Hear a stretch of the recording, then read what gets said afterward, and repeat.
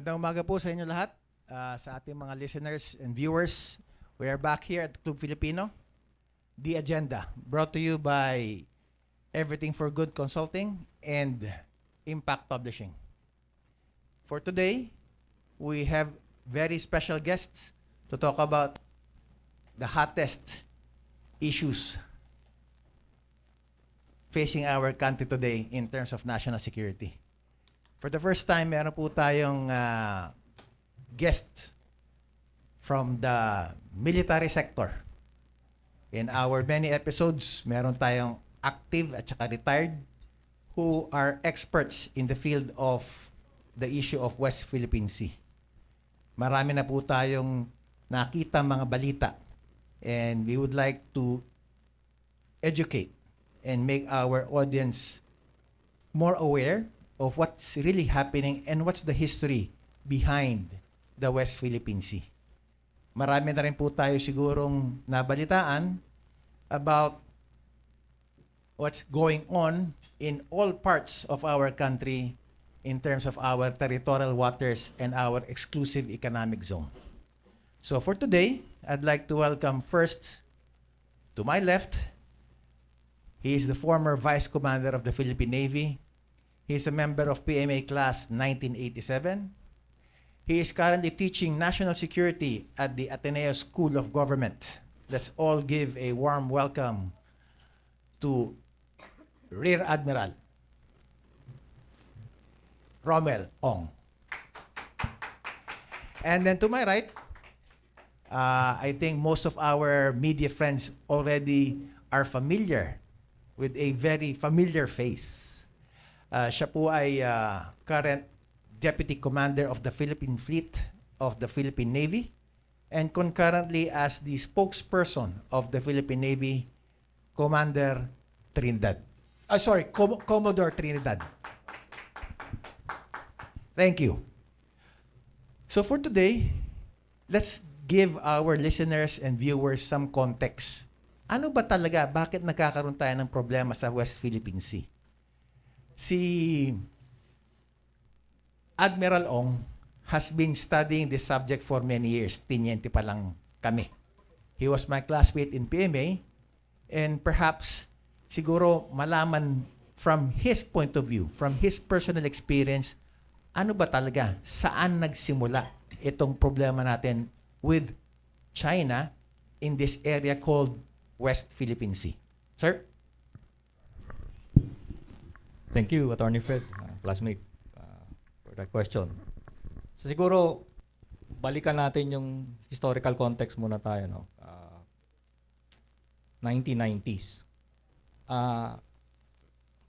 I would peg yung yung the time na pinaalis natin yung Amerikano sa Subic and Clark would be the proper benchmark for yung situation natin ngayon sa South China Sea.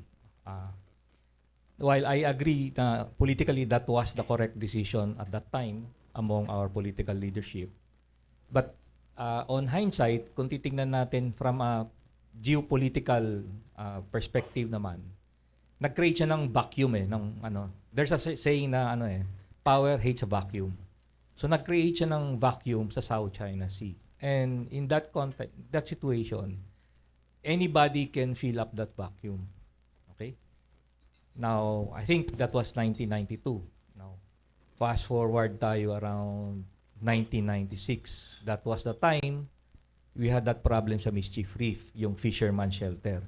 So that was already the manifestation of meron na ngayon nag-fill up ng vacuum sa South China Sea. Pakiulit lang, Admiral Ong, yung sa Mischief Reef, ano ba talaga nangyari doon? Although matagal na yon, what exactly happened? Well, nung 1995, moving towards 1996, there was already a Chinese presence doon sa Mischief Reef. Okay. Ito yung Mischief Reef, ito yung katapat lang ng ating Ayungin Shoal para for context in terms of yung geography. Okay? Parang 20 nautical miles ba yun? Around that, yun lang yung difference, no? So malapit lang talaga. Yes. So, initially, nag-start sila with yung presence lang. May nakikita tayong mga, Chinese presence, fisher folks kuno. Okay? Then eventually nag-create sila ng ano doon, ng fisherman shelter. Parang ano to parang yung ah, Safe haven. floating ano na parang nakikita natin sa Mindanao, yung mga bahay ng mga badyaw. Parang ganun lang muna. Then next at some point naging konkreto na siya. Okay? So that was sometime in 1996, nandoon yung parang makeshift barges nila na kumbaga bahay-bahay. Ngayon, Commodore Trinidad, ano itsura ngayon ng Mischief Reef based on your monitoring sa Philippine Navy? Yes sir, good morning at sa mga taga-subaybay mo, magandang umaga sa lahat. Today, Mischief Reef could be considered the main naval base of the People's Liberation Army Navy in the South China Sea. It provides an enclosed shelter not only for the PLA Navy but also for the Coast Guard and the Maritime Militia. Di ibig sabihin, meron ng talagang puwersang militar doon sa Mischief Reef na 20 nautical miles away from Ayungin Shoal? Yes sir, merong pwersa ng militar na pandagat at panghimpapawid. May airstrip na rin siya. Kumpleto na. So maraming tao na rin, sundalo? Maraming tao. Given that, Admiral Ong, nung ginagawa pa lang yan, ano bang na-monitor niyo sa Philippine Navy na ito ba, pinabayaan natin magawa ng China right before our noses? Kung babalikan natin, that was the reason why pinasok natin tong Sierra Madre sa Ayungin Shoal is to check yung forward advance ng China from using Mischief Reef as a staging area. Kung 1996 yung Mischief nangyari, yung sa BRP Sierra Madre natin, kailangan, Admiral? I believe around 1999. Mga 99. Okay. So, So that was our response to that situation. Nagkaroon ba ng so alam na natin nagkaroon ng occupation, so to speak, and construction sa Mischief Reef. Kailan po ba to, mga bandang panahon ni President Ramos, President Erap? Yung construction naman incremental yan So it Okay. started with President FVR, then it moved forward until time ni President Erap. Yan. Okay. And at that time, yung Philippine Navy, what was the parabang marching orders, if any, comes to the construction and concreting and reinforcement of Mischief? Well, personally, I was not privy to your decisions kasi medyo bata-bata pa tayo noon. Wala pa tayo sa leadership position noon. But obviously, if you look at yung incidents before, we did not actually try to act on it in an aggressive way. Kumbaga. So at that time, yung pag-ground lang ng BRP Sierra Madre, that was our response to that construction in Mischief. Correct. Nagkaroon ba ng policy shift nung panahon ni President Noynoy o no President Duterte? Well, obvious naman yun yung policy shift na yun from President Pinoy. Of course, the hallmark of President Pinoy's position on West Philippine Sea was yung arbitral award, yung arbitral ruling that his cabinet worked for, and we won that ruling. Okay. Of course, we're all aware na during the time of former President Duterte man, there was a 180-degree shift in terms of yung foreign policy posture. Okay. Pero Admiral, pagdating naman doon sa Mischief Reef, Ayungin Shoal, nandoon na yung kanilang base, so to speak, nandoon yung ating BRP Sierra Madre. Pagdating naman doon sa bandang taas ng West Philippine Sea, yung Bao de Masinloc, ano bang historical narrative doon? Bakit ngayon parang nagkakaroon ng girian na naman? Okay, if we go back much further, nung time pa nandito pa yung mga Amerikano sa Clark and Subic, Ganiri Range yun. Parang Crow Valley yung Scarborough Shoal hinuhulugan ng bomba yan for training purposes. Both Philippine Navy and Air Force, Army or Navy lang? Air Force, Navy, both US and Philippines. So balikatan, Kakaroon din ng Yes, ganong exercises. Nire-range yan. Then at the time na umalis na yung mga Amerikano, nirepurpose siya for fishing ground na. Mm. Okay. Meron po ba kayo, Admiral, na monitor kung kailan talaga nag-umpisa yung, let's say, Chinese presence and eventual control doon ng Bajo de Masinloc? Okay, Chinese presence doon hindi nawala nung ano eh. In fact, ito yung ano doon, parang medyo masakit kasi babalikan mo. Kasi yung mga Chinese fisher folks tsaka yung Filipino fisher folks, magkaibigan yan eh. Nagpapanagpo yan doon sa Scarborough Shoal noon. Minsan, nagpapalitan yan sila ng supplies. Kung let's say, yung isa may tubig, yung isa yung alak, yung rum. Oh. Or minsan, noodles. So there was a very healthy relationship among our fisher folks. It's a shared safe harbor, so to speak. Safe harbor yun for all fishermen, Oo. whatever yung nationality. Oo. Okay, yun yung nawala doon nung nabigyan na ng ibang kulay yung Scarborough Shoal. Naging parang military objective na siya ngayon. Mm-mm. So, but I believe incremental naman. It cuts across the administrations o yung leadership ng Chinese Communist Party, yung yung position nila with respect to Scarborough Shoal. So maybe during the time, pero yung pinaka benchmark for me personally was 2012 nung pumasok na si Xi Jinping as the pinaka pinuno ng Chinese Communist Party. Doon na medyo naging Mas markado yung difference.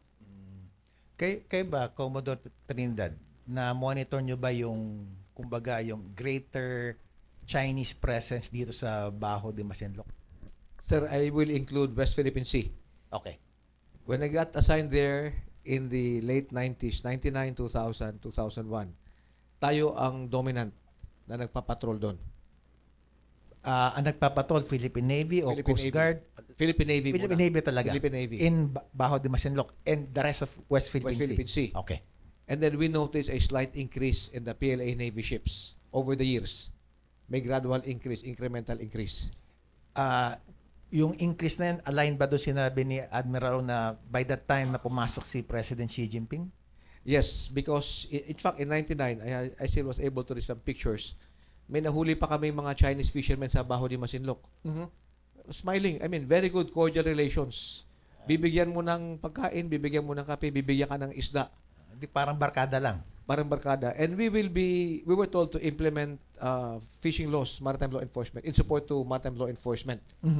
So we confiscate their gear. Nakangiti lang sila.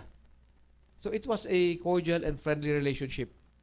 And then this went on until yung sinabi ni Admiral 2010, 11, 12 Okay. na nag-tighten ang hawak ng China, ng CCP. So, what went wrong? Bakit dati we share supplies, we share water with Chinese fishermen there, and then now we are at this point na meron na tayong girian doon sa area na supposed to be para bang something shared between our fishermen? It was just a matter of time that Bajo de Masinloc would also fall under the radar of China. Yung activities nila, sir, sa West Philippine Sea, from Mischief Reef, Johnson, on the other features na nireclaim nila, na militarize nila, and the Admiral mentioned that sinadsad natin si LS-57 to check the advance going towards Palawan. And it was also, the next in their scope would be Bajo de Masinloc. Ulitin lang natin, no?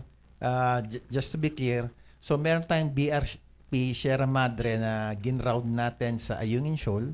Meron din tayong ginround na vessel sa Bajo de Masinloc. In 1999. I In think it was 99. LT-507.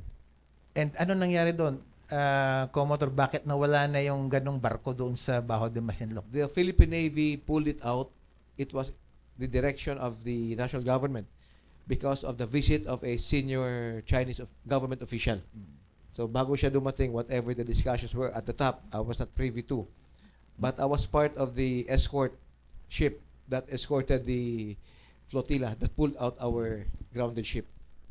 Ikaw, Admiral, do you remember that grounding of a ship in Bajo de Masinloc? Yes, nakwento sa akin nung former late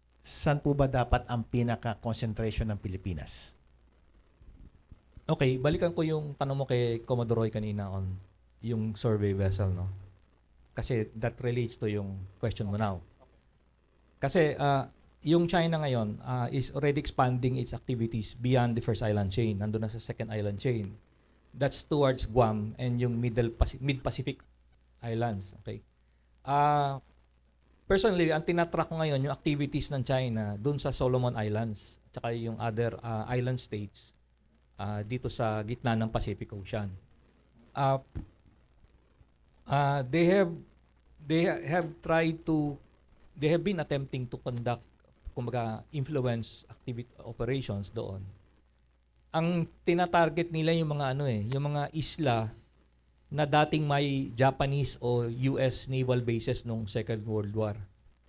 Okay. Yun yung doon sila ngayon pumapasok. Okay? So itong survey vessel na monitor natin sa East Coast natin is actually connected to what's happening in the Mid-Pacific.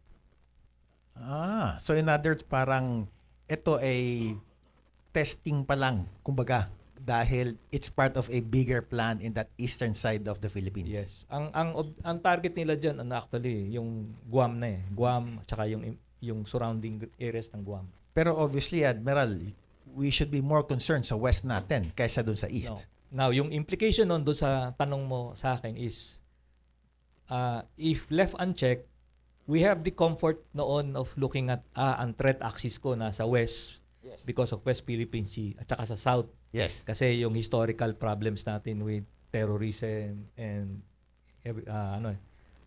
maritime illegal activities. Now, we have this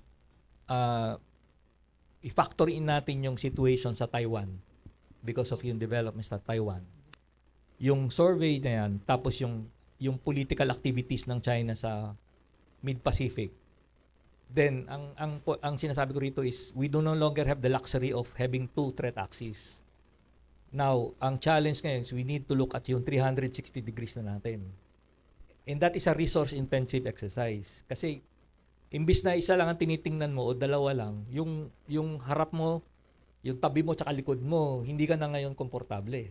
Kasi the threat can come from anywhere na. Given your statement na it will be a resource-intensive exercise, should we not somehow prioritize a certain front or a certain side so that we can fully utilize whatever we have or whatever we do not have? Ang dito tayo magdi-discuss ng yung we are operating in a limited fiscal space eh. Okay? And government is also concerned not only with defense but other important issues like education, health, etc. So, dito papasok yung we need to spend resources wisely. Okay? Think strategically in terms of yung capabilities na gusto nating i-develop that should answer the problem. Pangalawa, kaya tayo into this alliance with the United States saka yung strategic partnerships with other like-minded democracies kasi hindi natin kaya mag-isa. Kung titingnan natin, nakaharap tayo sa West Philippine Sea, tingnan natin yung mga neighbors natin na kaibigan, yun sa tabi natin. Kasi kailangan mag-uusap tayo eh. So doon papasok yung partnership sa alliances. And to a certain extent, yan po ginagawa ng current administration under BBM na sang-ayon naman po kayo na we are looking for strategic alliances. Opo. Kaya importante itong trilateral arrangements natin with the US and Japan eh. Kasi that creates the synergy for cooperation and i-offset niya kung ano man yung resources limitations natin, ma-offset niya yon. Talking about limitations, nabanggit ni Commodore Trinidad yung balikatan. Sa in your experience pa, has this been a productive exercise? And if yes, are we headed towards the right direction na meron pa tayong in-involve na ibang bansa? Kasi dati, ang alam ko, nung ako ay nakabaro pang sundalo, RPUS lang eh. Ngayon medyo nadagdagan yata. Well, exercise is not purely exercise. Sa Navy kasi exercise is operations eh. We don't look at it as training eh. We look at it as doing actual naval operations without actually firing a shot. So yun yung context nun. So this balikatan is both an actual operation from my perspective, and also a signaling tool. When I say signaling tool, ito yung meron kang binubuong mensahe doon sa isang target audience mo at sinasabi mo, ito yung ano namin, ito yung nagaganap dito sa Pilipinas. So dito yung recent balikatan natin, ang sinasabi natin, yung posisyon ng Pilipinas with respect to yung ating karapatan sa ating dagat ay sinusuporta ng ibang bansa. At kung ano man yung pagtutunggali natin, hindi kami nag-iisa. Yun yung mensaheng gusto nating sabihin doon. Ikaw, Commodore Trinidad, may nakita ka bang pagkakaiba dun sa balikatan noon kaysa sa balikatan nung nakaraang linggo o nung nakaraang araw? Yes, sir. If you notice yung upscale ng events ng balikatan, tumutugma yan sa policy pronouncement ng ating presidente that we are now shifting. He is the first commander-in-chief to state as a matter of national policy na tayo ay nag-shift na from internal security operations to an external defense orientation. What's the significance of that shift from internal to external? Yeah, that's a very significant policy pronouncement because for a long time we have been fighting the insurgency for 5.5 decades since 1969 when the CPP-NP-NDF was established. So the AFP has been fighting the internal war. But if you look at liberal democracies, it is the law enforcement arm of government that should be in charge of internal peace and security. The armed forces should be oriented externally. But the AFP has been fighting that war for a long time. It's about time that we put a closure to that. It's actually, anyway, a political problem that requires a political solution, not a military one. And credit to our Commander-in-Chief as being the first to finally say, we are shifting to external defense. And then this was further reinforced by the Secretary of National Defense when he said we will be operating or utilizing a comprehensive archipelagic defense concept. Ito bang pag-shift from internal to external, kasama to sa decision na gawing target yung Chinese vessel tong nakaraang balikatan? Ang sinagot ko dyan sa last time sa isang press con, let's not complicate it. Nakatugma. It's coincidental that the ship that the Philippine Navy received from Philippine National Oil Corporation was made in China. And it was given, 3 of those were given to the Navy, I think 2010-11. We refurbished it. We used them as oil tankers. But because of the expense to operate those old ships, we decommissioned them, I think, in 2020. And last year, yung gagamitin ngayon, dapat target na siya last year sa balikatan. So hindi talaga dapat this year na target yan, last year pa. Last year, sir. Kaya ba, Admiral O, may natanda ka pa mga target practice na ginamit ng vessels from previous balikatan exercises? Talaga bang nagkakataong Chinese vessel? Sinasadya ba ito? Ano ba talaga? Hindi naman coincidental yan. Although medyo sentimental sa akin yung target last. Kasi barko ko dati yun eh. Yung BRP Pangasinan. Okay. So for that reason medyo may sentimental value sa akin. To a different point, Admiral Ong, nagkakaroon ng mga water cannon. Palakas ng palakas, parami ng parami. Ano ba dapat ang ginagawa ng Pilipinas?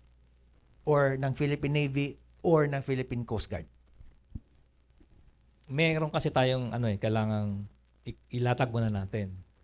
Sa rules of engagement o sa rules on use of force, whether yung water cannon is still non-kinetic o non-lethal yan eh. Okay? So anything that is, ang pinaka-most benign yan is yung radio message which is ginagawa yon. Challenge mo. Okay? Parang nagkakatakutan lang kayo. Parang Oo. gano'n. Etong water cannon nasa kalagitnaan pa rin yan eh. Pero allowed pa rin yan as hanggang bungguan ng barko pwede pa yan eh. Yung sagian ng barko. O pwede pa yun. Malapit na tayo magkasagyan ng isang araw eh. Oo. Pero yung sa term namin yan, naghalikan lang yan eh. Tapos umalis din. Pero yung bungguan, allowed pa rin yan. Okay? Ang extreme yan, yung tinatawag nating use of deadly force. That is when you use your weapon systems na But even if you use them, pwede pa rin yun if you use it for disabling. Okay, so may nuances kasi yung ROE na medyo mahirap explain. Yan, Sige lang. So, kung nandito, Admiral, yung water cannon, nandito yung actual, let's say, armed response. Is there anything else in between na kunyari mag-escalate ito, hindi na water cannon ang susunod dito, eto na. Meron ba? Siguro based doon sa equipment nung normal equipment ng Chinese Coast Guard, yun na yung pinaka-ano nila. Yun na yung pinaka high-end na nilang ano. Oh, pero Admiral, hindi ba tayo mag-water cannon na rin tayo? That's an issue of ROE naman natin. Yes. Yung whether we respond using our water cannon or not, that is a political at saka tactical decision. So that is still governed by the rules of engagement. Pero have we done any on our own, based on your experience, nagkaroon na ba tayo mismo ang nag-water cannons in any of the vessels in the West Philippine Sea, whether Chinese or otherwise, in your history in the Navy? Okay, number one, walang water cannon sa Navy. Hindi, not part of the equipment. Pangalawa, I think wala pa naman. Wala pa. Ano yung pinaka, let's say, act of reminder or what do you call this? Para bang, I will not say engagement, na nagawa na ng Philippine Navy in the past?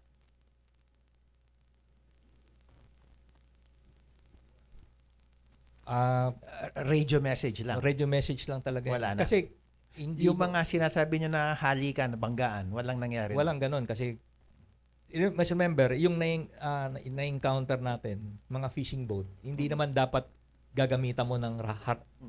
Kahit ibang nationality yan, hindi mo dapat gamitan ng dahas. Ngayon, meron ng Chinese Coast Guard. So that's a totally different animal kumbaga na pinasok dito. Ikaw, Commodore Trinidad, ano ba ngayon ang posisyon ng Philippine Navy when it comes to all of these water cannon activities? Isama ko na rin, sir, yung maritime research vessel sa East Coast. Okay. Unahin muna natin yung sa Water cannon sa Baho de Masinloc. These yun ang medyo mainit ngayon dahil kitang-kita. Pati yung mga drone shot natin, may kasama media, nakita talaga, na-witness ng karamihan how it happened. These are escalations among law enforcement agencies of government, Chinese Coast Guard and Philippine Coast Guard.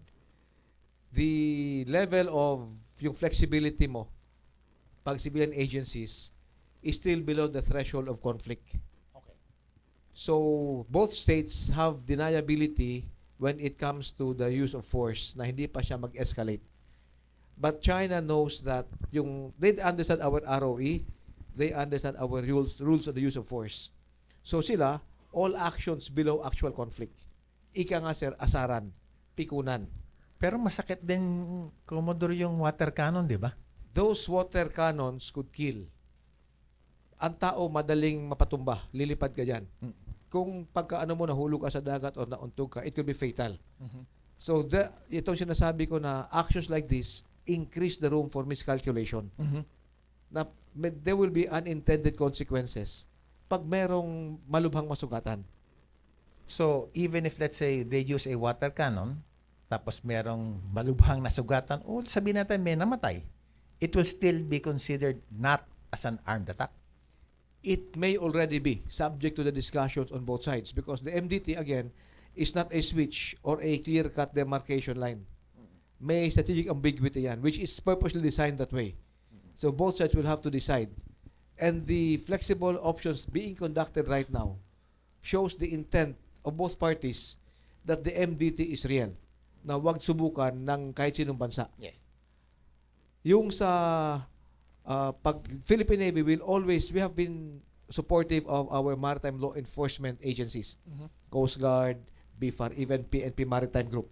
So kung anong mandato nila, we support that. They are the primary agency of government for law enforcement. So kung nandoon na yung ating Coast Guard, nandoon na yung ating BIFAR, these are agencies under the Department of Transportation, kailan natin makikita ang Philippine Navy? Ang Philippine in Navy this is area? always present. Not only West Philippine Sea, Baho de Masinloc, the Northern Islands, even in the East Coast. May regular patrols na kinakadak ang Navy doon. Surface patrols and air surveillance flights to include the Air Force. So, Ngayon, as Admiral Ong said, we do not expect na mag-retaliate ang any of the Philippine vessels of response doon sa water cannon. Yeah, from the side ng Philippine Navy, yung actions naman natin are governed, number one, by the rules of engagement. Number two, we subscribe to domestic law and international law. So it will be a decision like what Admiral Ong said. It's a political decision on the appropriate response.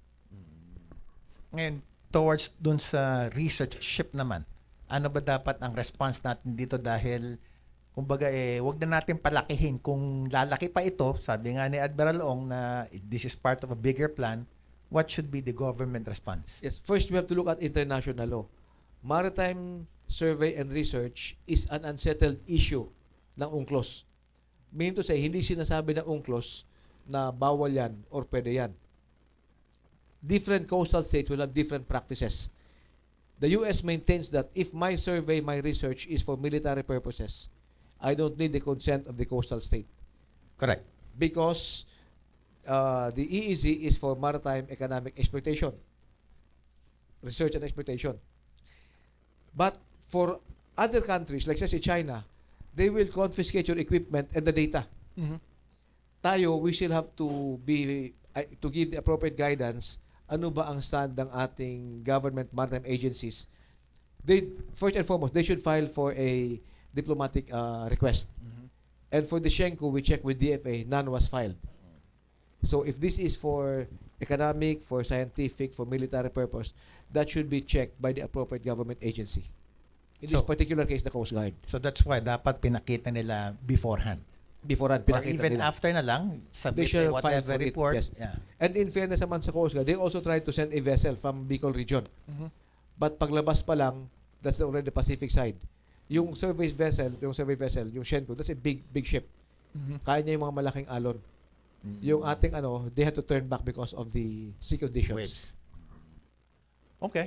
Before I give the floor to our media friends, ikaw, Admiral Ong, if you have the ears of the President, maybe the ears of the National Security Advisor, what do you think should we do in all of these maritime disputes around the country?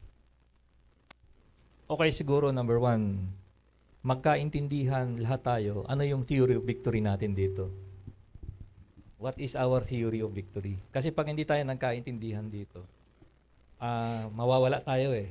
And to your point, Admiral Ong, what is your theory of victory from The your perspective? The theory of victory dito is we restore civilian use of our exclusive economic zone. Civilian use of our exclusive Okay. economic Kasi zone. the approach of China is to militarize it precisely to prevent us from actually using our exclusive economic zone. Remember, the framing ng UNCLOS in all international law, balik tayo ron sa Bretton Woods Accord of 1945, is to use the peaceful use of the global commons by all states or all countries. Okay, this is the attack on the Bretton Woods Accord or which we call the international order. Kasi in base of peaceful use, they militarize it to prevent peaceful use. Okay? So ibalik na ang challenge dito is paano natin mai-restore hindi yung nakadeploy yung Navy Coast Guard yung doon end state eh. Ang end state doon yung fisher folks natin makapagpangisda ng tahimik, makapag-survey tayo doon sa reed bank and explore yung para for our energy security requirements. Okay. I think yung theory of victory mo, Admiral Ong, na continued civilian use and exploitation of resources. So, access to maritime resources. I think a lot, if not all, will agree to that. Ano yung magiging strategy natin and approach towards that given that the other countries or country is not doing what it should towards that theory of victory? When I give this lecture sa if my students are from the armed forces, ang analogy ko rito is China is waging a global insurgency. Okay? Global insurgency precisely to subvert yung current order and ipasok niya yung kanyang type of repressive approach to international order. Okay.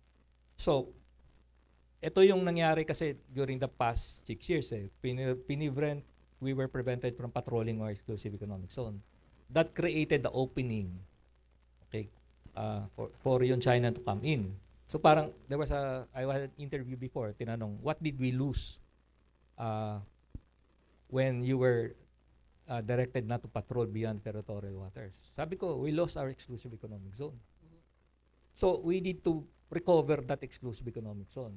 And ang analogy ko naman dito, basketball, Attorney Fred. Parang basketball to kasi nawala yung bola sa atin. Hindi yon. Ah.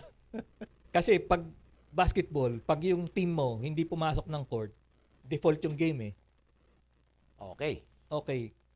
In theory or in analogy, we need to be in the court, not in the bleacher.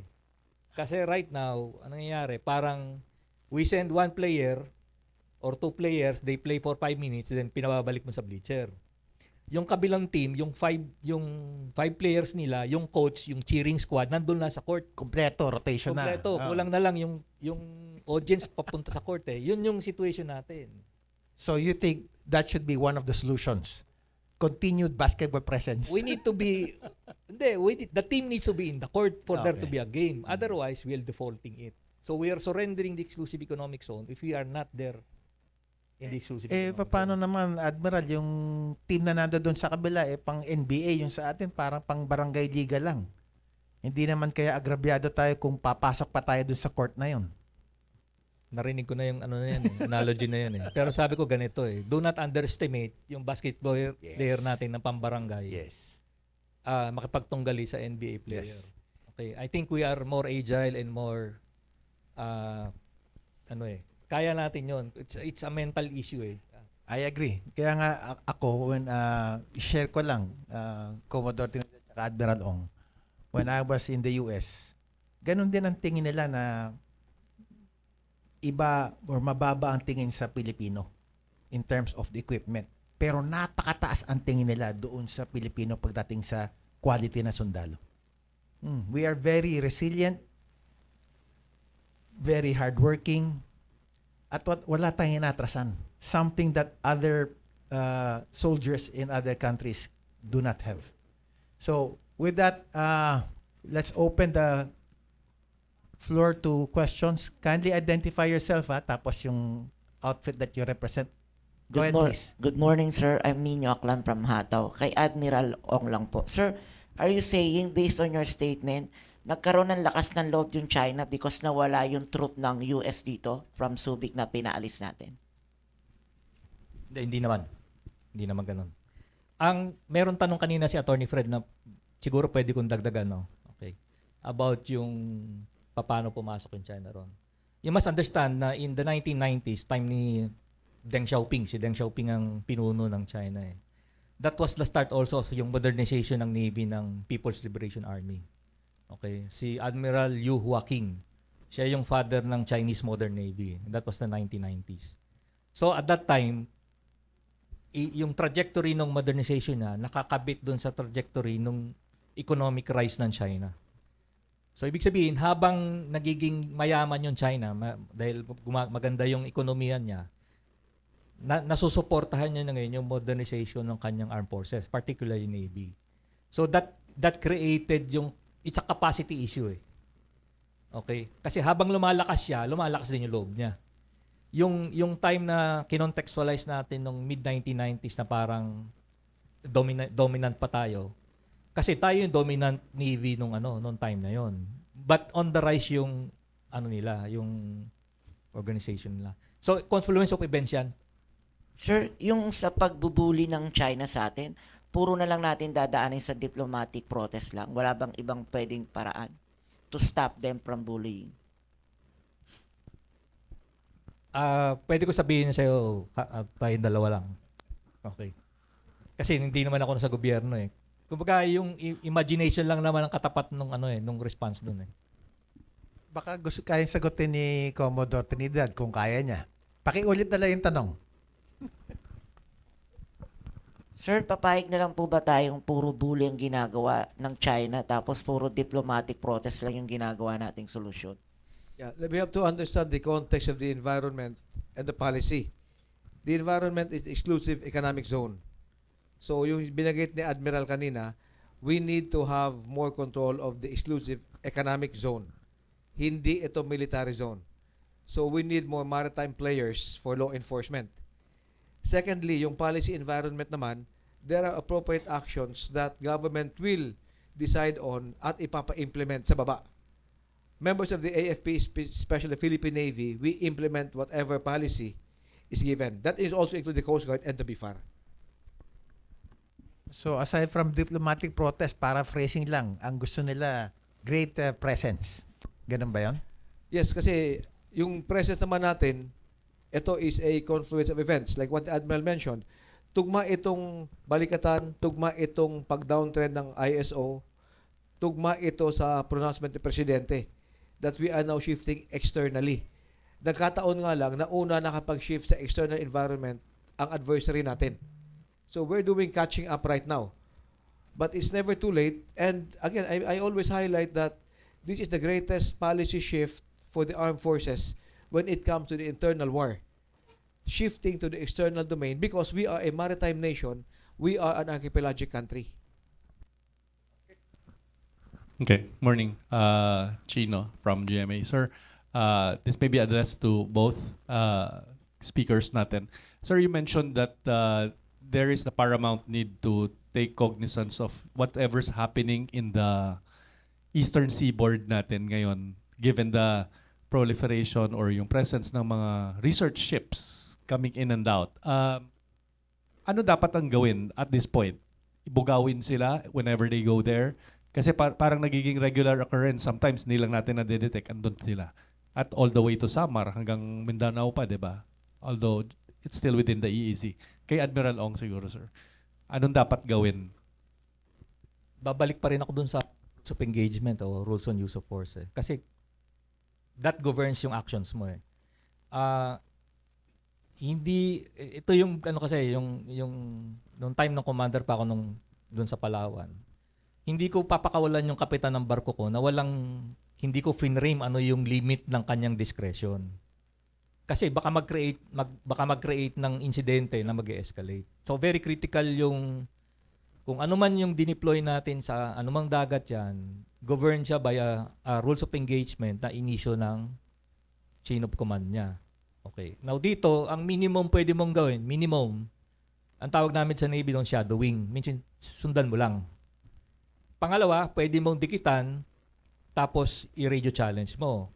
Or pwede mong dikitan siya tapos medyo yung course, yung direction ng barko mo parang yung inaano mo siya.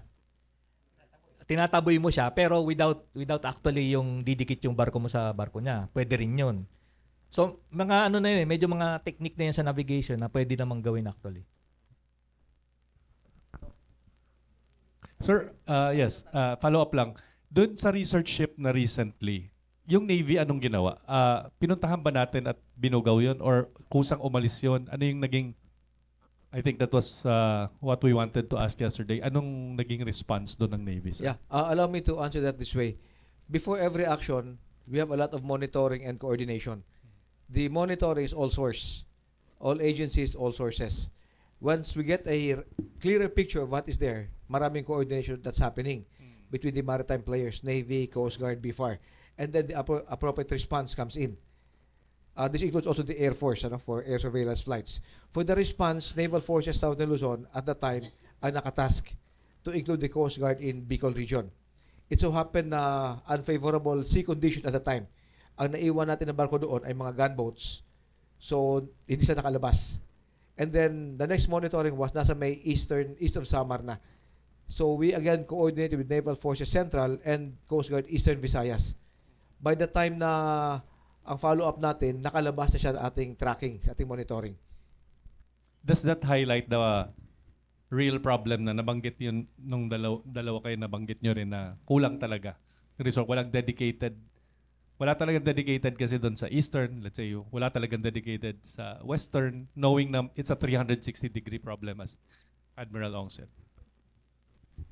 Ano yan kasi sa long game o yung capacity issue yung sa long game mo yung capacity issue dapat lang i-solve natin ito kasi yung realidad dyan eh. Let's say, umorder ka ng something. Umorder ka ng barko ngayong araw. Ang delivery niyan, mga 3 years from now. I think government recognizes the problem. But of course, hindi lahat yan instant gratification nakukuha mo kagad eh. Nakita kong, this is my personal view, I think one of the solutions natin dito is we need to revive yung shipbuilding capability natin o industry para we can generate yung ships dito lang, hindi yung magre-rely tayo sa kasi this is quantity issue rather than quality issue. The more we can send sa laot natin para magpatrolya, the better. It doesn't matter kung sophisticated or not. Importante, yung sinabi ko analogy ko kanina, marami kang player doon. Kahit yung third bench mo na yung padala mo doon, importante meron nandun sa loob ng basketball court. Idagdag ko lang, Admiral Ong. Kailan ba tayong huling nagkaroon ng locally manufactured ship na ginamit ng ating government? I think yung sa Bureau of Fisheries. Yun ang Ginawa pinakahuli. sa nabotas. Fairly recent lang yun bago lang Okay. Pero we still have that capacity. Yung talento ng Pinoy nandun Ang problema natin siguro, number one, kapital. Pangalawa is yung customer. Okay. Customer. Philippine Navy.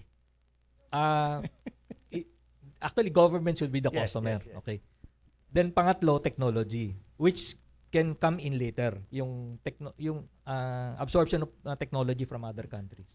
May dadagdag ka, Commodore Trinidad? The Philippine Navy had a program to build our own ships. And I think we were able to launch 2 or 3 in the 1980s.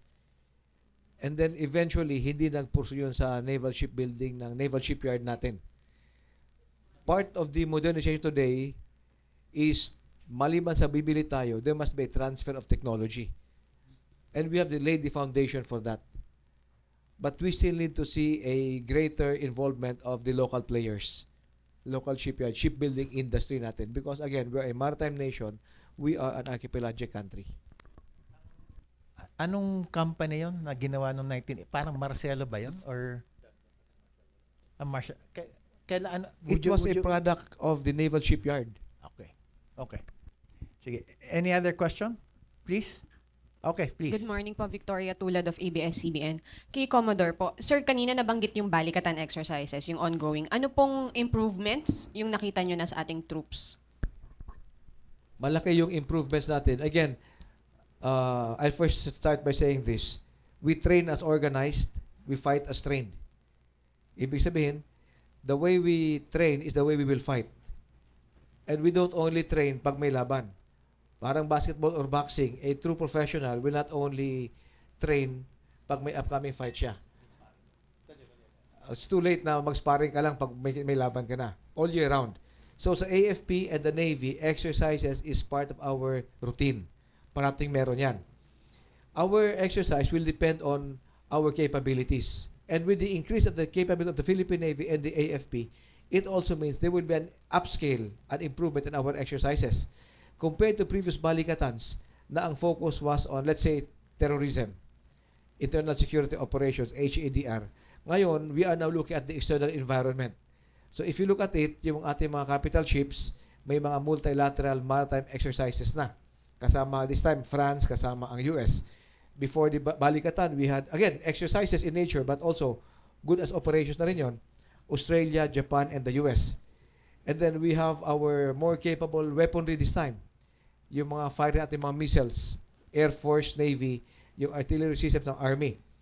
So, I would like to say that the Filipinos should be proud na yung investment nila sa defense and security na inaalagaan ng AFP is now starting to bear fruit little by little as manifested sa balikatan. So we are getting better at defending our external concerns? Ganun po ba? We are increasing our capabilities for external defense. Okay. Meron pa. And then, sir, baka nabanggit nyo rin ito kahapon, pero with your kind indulgence, na-approve ni President Marcos yung wish list. Ano po yung, with the 35 billion budget yata? I would not like to call it a wish list. Kasi hindi naman ito pangarap lang eh. Ito ay dumaan sa masusing proseso. Navy, Air Force, Army, and General Headquarters. So capability development goes through a lot of processes from the lowest unit. It's vetted many times. It's submitted to the Defense Department and to the political leadership. It was approved by the President to the tune of almost 1.8, 1.9 trillion, spread out over 10 years, roughly $35 billion. Can you specify lang, sir, some of the things that you want? May submarine ba? May HIMARS ba? For the Philippine Navy, I could only speak for the Philippine Navy. This will allow us to fight on the 4 domains of warfare. Air, surface, subsurface, and electronic spectrum. So, dun sa tanong mo about the submarine sa subsurface, a submarine is only one component of undersea warfare capability. That undersea warfare, sir, has a lot of components. So, we are developing our capability, not only getting one particular equipment, it's a systems approach for undersea warfare. Definitely, sir, kasama yung sub, tsaka yung HIMARS ba na nababanggit din sa balikatan? HIMARS, hindi naman siya undersea. Hindi siya undersea. Kay Sir Ong po, sir, baka you have recommendations on ano yung magandang meron tayo? Maybe kung ano ipaprioritize. Kasi kung gusto natin na meron dapat, marami tayong dapat kailangan. Pero ano yung uunahin kaya natin, Admiral? I'm not privy to the list o yung Horizon 3 acquisition program, no. But off the cuff lang, we need to fight cheap. We need to fight cheap. Ibig sabihin, we cannot afford to design our systems na expensive siya. Okay. So I'll give you an example, yung Ukraine-Russian conflict. Okay. You have a non-existent Ukrainian Navy actually practically defeating yung Russian Black Sea Fleet sa Black Sea. Okay. To the point na yung Russian Navy is no longer comfortable in stationing sa Sebastopol, sa Crimea Peninsula. Okay. That is the type of capability we want. Yung maisusuwag mo siya, maipupush mo outside of our exclusive economic zone, itong pumapasok na mga masuwag sila. Okay. Now, one of those examples would be yung BrahMos anti-ship missile system. Okay. Land-based. Very expensive din naman, pero ang laban na kasi dito, return of investment. Ibig sabihin, kung kaya mo patambahin yung kalaban mo na 5 piso lang yung ginastos mo, tapos yung equipment niya is 1,000 pesos, panalo ka na doon in terms of yung cost factor eh. Now, if we end up trying to buy 1,000 peso equipment, tapos gagamitin mo lang sa fishing boat, mukhang mali yung dynamics nun. So, we need to design the system smartly so that, the Filipino people can afford to support yung defense requirements. Hindi yung masyadong mahal. Tapos yung tawag namin ito, battle space effect niya, halos minimal lang. Yes po, good morning po. Nico Bagsik po of Teleradyo sa Istrenta. Kay Commodore Trinidad po muna. Sir, na-mention nyo kanina may mga investments no for Philippine Navy, pero are we investing enough po sa Philippine Navy para po dito sa ating mga territorial waters, defending our territorial waters? When I mentioned the investment, were you referring sa shipbuilding? Yeah, the shipbuilding ba? Yes, shipbuilding and other forms of investment para po sa Philippine Navy po. Okay, yeah. The Defense Department right now is very strong that this is not a buying spree. Hindi lang tayo bibili. The $35 billion of the government, which is spread out over 10 years, should have local industry involvement. Ibig sabihin, hanggat magawa natin yung capability to be produced and manufactured locally, probably at the onset by inviting foreign players to have a joint venture with local industry, if only to jumpstart our local production, that is the thrust right now of the Department of National Defense. Hindi lang tayo bibili because we will now be looking at supply chain or sustainability issues kung bibili lang tayo. And I would say that the Philippine Navy has learned its lessons that unless we have a local industry, our sustainability will be in question. Salamat po. Kay Admiral, sir, na-mention nyo na rin kanina yung theory of victory, specifically yung continued civilian use po ng Philippine waters. May exact po ba na forma ng ng civilian use kayo na naiisip po para po magkaroon ng presence dito? I think familiar naman tayo ron eh. Ano ba yung civilian use? Number one, define ng UNCLOS paano gamitin ng dagat eh. Ibig sabihin, peaceful navigation of all vessels sa transiting, let's say, our exclusive economic zone. Yung bang parang dumaan ka sa kalsada doon sa barangay mo, na walang taong haharang sa'yo at ihaharasin ka. Okay? That is peaceful use of the exclusive economic zone. Kung ikaw ay fisherman o let's say nagtitinda ka doon sa kalsada ng isang type of item tapos walang ali-aligid sa iyo para gambalain ka, that is peaceful use. So that's my analogy for that, no. Sir, pero follow-up lang po. With regards to this po, paano po kaya ito mangyayari if merong mga harassment na ganito, especially sa mga fishermen? Kasi may mga reports na they're being driven away by Chinese vessels po. Precisely nga. Ang concept kasi ng theory of victory, ano yung end state na gusto mong mangyari? Ano yung ideal na, kung sa barangay yung analogy, no? Ano yung ideal community mo na gusto mong umiiral do sa barangay mo? So yun yung target mo. Now, how you get there, that is where yung capacity issue is being addressed. We need to develop yung capabilities para maging peaceful yung community o yung exclusive economic zone natin. So hindi yan pag sinabi mong ito yung gusto kong mangyari, pangarap pa lang yun eh. Ngayon, pag nilagyan mo ng programa, plano yun. So that's a totally different thing. And based on your understanding of what the administration is doing now, are we on track towards that line? I think so, pero parang kumbaga sa sangkap nung ulam, kulang pa.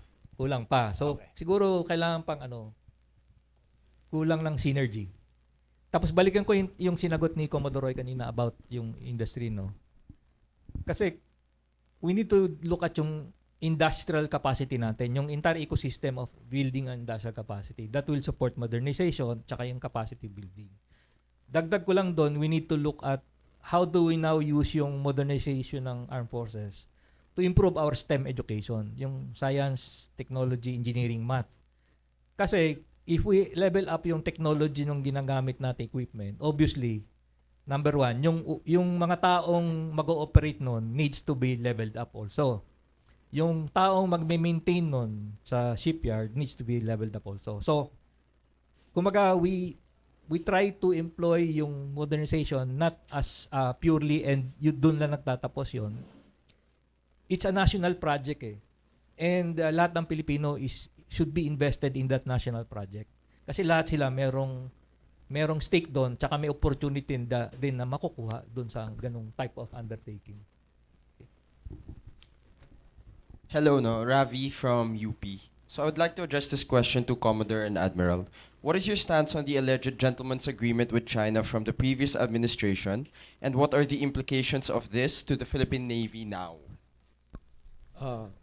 First and foremost, sagutin ko yan ayon sa pagkasagot ko sa isang program ni Atty. Fred. Dapat patayin natin ang kwento na yan. Hindi yung tao, yung kwento. We have to understand the mindset of China, how they operate. All the false narratives that are designed to create dissent within the Philippines, dapat wag natin patulan yan. Kasama ito I call this marites warfare. Magpakawala ng kwento na tayo mismo magdiskusyon, mag-away-away, and we will get sidetracked. Let's go to the issue. Ano bang issue natin? China encroached into our EEZ. China reclaimed and built artificial islands. China militarized those islands. And now China would like to say, teka, wag muna kayo manggulo para di tayo mag-away. Pag-usapan natin. May kasunduan tayo, may agreement, may new model, etc. That's not the issue. Let's not get sidetracked by that. The real issue is what I mentioned, what China has done in our exclusive economic zone. So are you saying po na hindi nangyari yung gentleman's agreement, or? Kung nangyari man, sabi na ating Commander-in-Chief, it is now rescinded. Thank you po. Kay Admiral po. Same question. Martes warfare, no? I'll concur with what Commodore said, no? We need to put a stop to yung, kasi ano to we are in the middle of a propaganda war. Now, whether you like it or not, kasama kayo doon sa propaganda war na yan. Okay? So, I think, from my perspective, that propaganda war started April last year. Okay? Yun yung benchmark ko. April last year, nag-start yung propaganda war natin. Nung in-announce ni Presidente yung 4 na EDCA sites, tapos yung discussion on the alliance. Immediately after that announcement, yung kabilang partido nag-4 na webinar. Baka yung iba sa inyo naka-attend pa doon Okay. Binabantayan namin yun, binibilang Okay. At last year, ang narrative nila pro-China. Hindi nyo kinagat. Okay.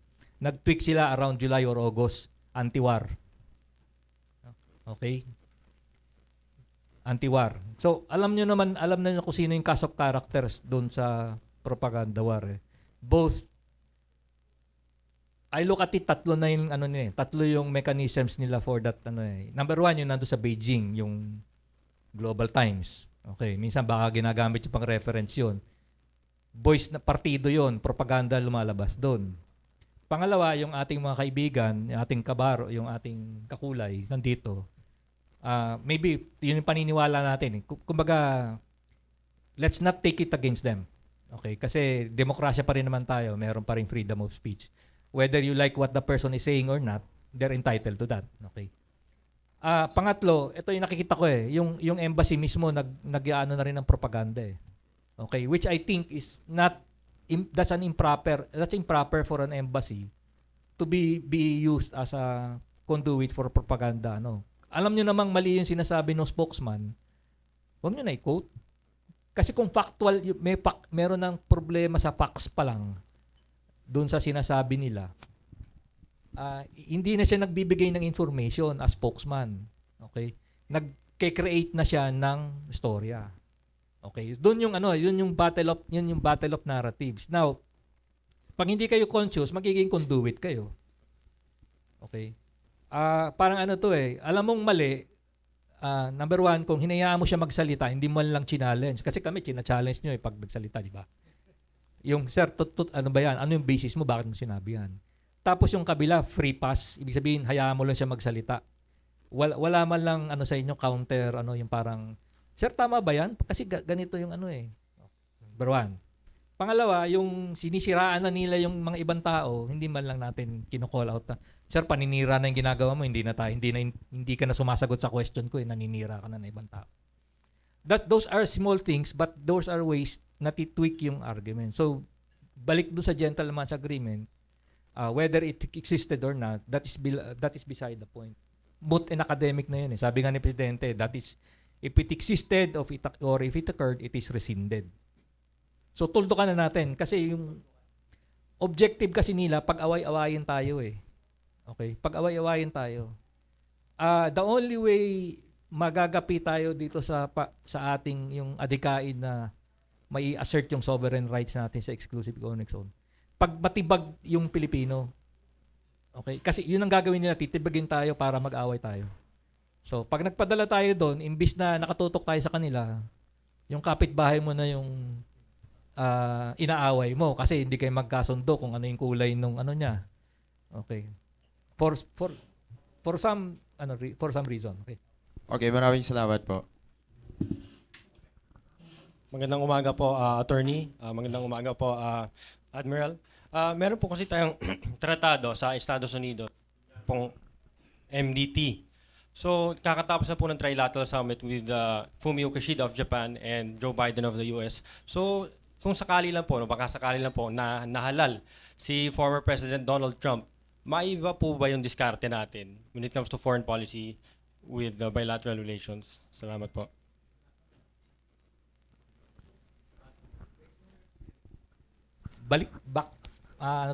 One step backward tayo. Yung policy ni President Biden is actually derived from yung policy ni President Trump noong time niya. Kinontinue niya yung kinontinue lang niya So I don't see any major changes in the policy posture.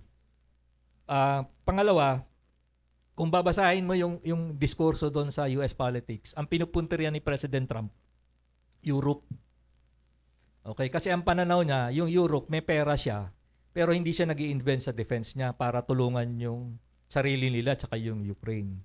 So kaya ang point niya ron is, kung bakit kayo umaasa sa akin, meron naman kayo resources para i-depensahan yung sarili natin. So tingin niya parang free rider yung Europe doon sa konteksto nung relationship nila yung sa NATO.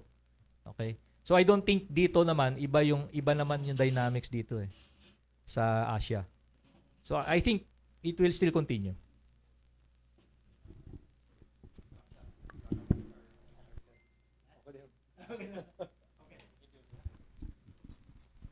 So I think that wraps up for today. Medyo nag-overtime tayo. Maganda yung mga sinabi ng ating resource speakers. Tandaan lang po natin, it's not really a military activity. It's not just an economic solution. And I think our media friends can help us because as mentioned by Commodore Trinidad, it is Marites warfare. According to Admiral Ong, it is a battle of narratives. Propaganda to Kaya nga, sa tulong ninyo, let's promote what is really truth and make sure we just report facts. So with that, maraming salamat po again. Thank you for coming and mabuhay.